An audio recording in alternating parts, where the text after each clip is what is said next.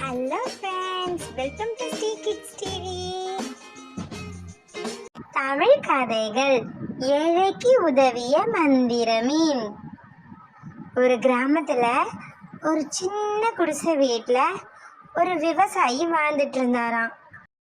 அந்த விவசாயி ரொம்ப ஏழ்மை நிலையில இருந்தாராம். அவர்கிட்ட இருக்க கொஞ்ச நிலத்துல விவசாயம் பண்ணாதான் அவரால் சாப்பிட முடியும்ன்ற நிலைமையா. அதனால காலையிலே அவங்க மனைவி அவரை எழுப்பி தன்னோட வயலுக்கு அனுப்புவாங்களாம். காலையிலே எழுந்து விவசாயம் பண்றதுக்காக அவர் தன்னோட வயலுக்கு போவாராம். போயிட்டு அங்க இருக்க தன்னோட கொஞ்ச நிலத்துல விவசாய வேலைகளை முடிச்சுட்டு மறுபடியும் வீட்டுக்கு வந்து அசந்து ஓய்வெடுப்பாராம். இப்படியே தான் காலங்கள் போயிட்டு இருந்ததாம்.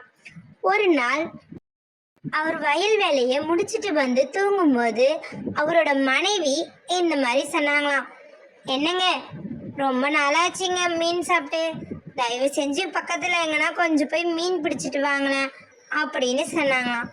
அதை கேட்டா அந்த விவசாயம் சரின்னு சொல்லிட்டு காட்டுக்குள்ள இருக்கிற குளத்துல மீன் பிடிச்சிட்டு வரேன்னு அங்க இருந்து கிளம்பி போனாராம்.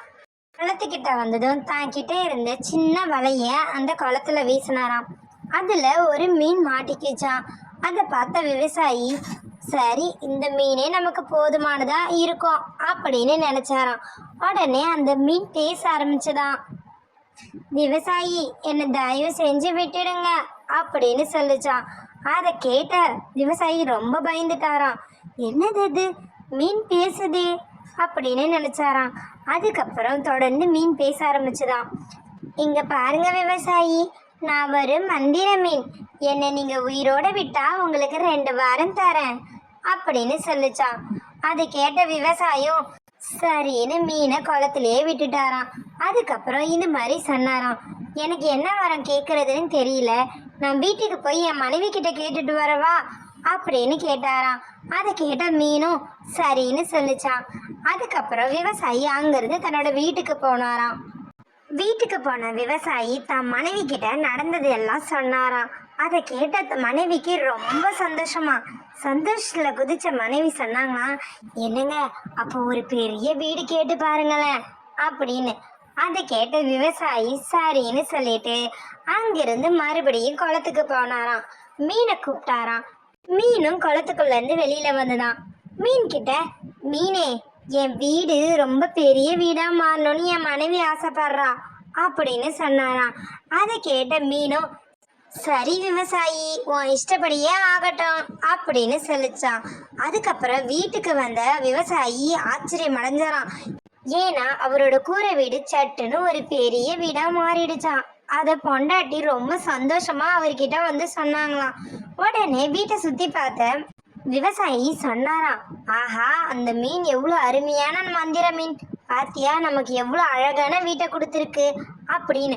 உடனே மனைவி சொன்னாங்களாம், ஆமாங்க, நீங்க சொல்றது உண்மைதான், அந்த மீன் கிட்ட இன்னொரு வரம் இருக்குல்ல, அதையும் நீங்க கேட்கலாமே அப்படின்னு. அதை கேட்ட விவசாயம், ஆமாப்பா, அந்த வரத்தையும் கேட்கணும், ஆனா என்ன கேட்கணும்னு தெரியலையே அப்படின்னு சொன்னாராம். அதை கேட்ட மனைவியோ, ஏங்க, நீங்க தங்க நாணயங்கள் வேணும்னு கேட்கலாமே, ஏன்னா தங்க நாணயங்களா வந்ததுன்னா நமக்கும் பயன்படும், நம்ம மற்றவங்களுக்கும் கொடுத்து உதவலாமே அப்படின்னு சொன்னாங்களாம். அதை கேட்ட விவசாயி சரின்னு சொல்லிட்டு மறுபடியும் மீன் கிட்ட போனாராம். இந்த மாதிரி எனக்கு 2 கூட நிறைய தங்க நாணயங்கள் வேணும் அப்படின்னு கேட்டாராம். அதை கேட்ட மீனும் சரி அப்படின்னு சொல்லிச்சான். உடனே வீட்டுக்கு வந்தாராம் விவசாயி. வீட்டுக்கு வந்த விவசாயி தன் மனைவி கிட்ட தான் அந்த மாதிரி வரம் கேட்ட விஷயத்த சொன்னாராம். அடுத்த வினாடியே அந்த இடத்துல மந்திர மீன் சொன்ன மாதிரியே 2 பை நிறைய தங்க நாணயங்கள் வந்ததாம். அதை பார்த்த விவசாயியும் மனைவியும் ரொம்ப சந்தோஷப்பட்டாங்களாம். உடனே விவசாயி சொன்னாராம், அப்பா, இதுக்கப்புறம் நம்மள மாதிரி யாரும் கஷ்டப்பட வேணாம், நம்ம இந்த நாணயங்களை அடுத்தவங்களுக்கு கொடுத்து உதவலாம் அப்படின்னு சொன்னாராம். அதை கேட்ட மனைவியோ, ஆமாங்க, இனிமேல் இந்த ஊர்ல யாருமே கஷ்டப்படக்கூடாது அப்படின்னு சொல்லிட்டு வர வைத்து அவங்களுக்கு சில தங்க நாணயங்களை கொடுத்து அவங்களையும் சந்தோஷப்படுத்தினாங்களாம். Thanks for watching our channel. Like, share and subscribe us.